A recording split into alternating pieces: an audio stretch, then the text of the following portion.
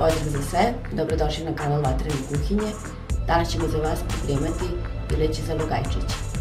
Od namirnica vam je potrebno bijelo meso, beli luk u granulama, suvi začin, prezle, aleva paprika, peršunov list, jedna veća kesa čipsa i kao za pakovanje jaja i brašna.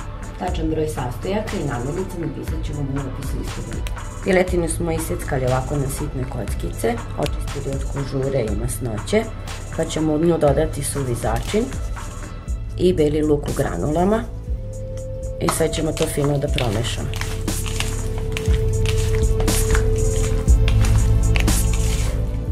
Da se začini lepo sjedine.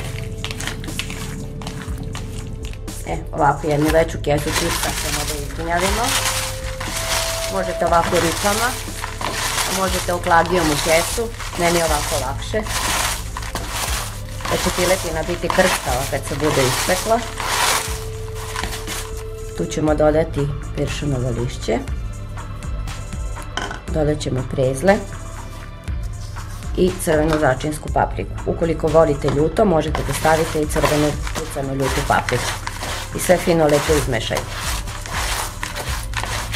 Svaku kockicu mesa ćemo kao kad pokojemo prvo da uvaljamo u brašno.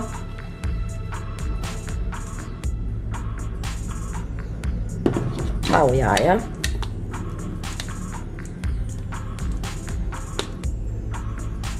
I onda u smesu od čipsa.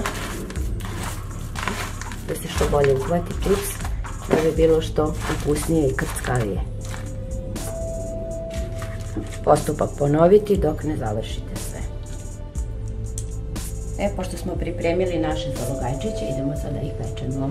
Piletinu peći na srednjoj temperaturi, pečeno odlagati na kuhinjski ubrz da upije višak masnoće.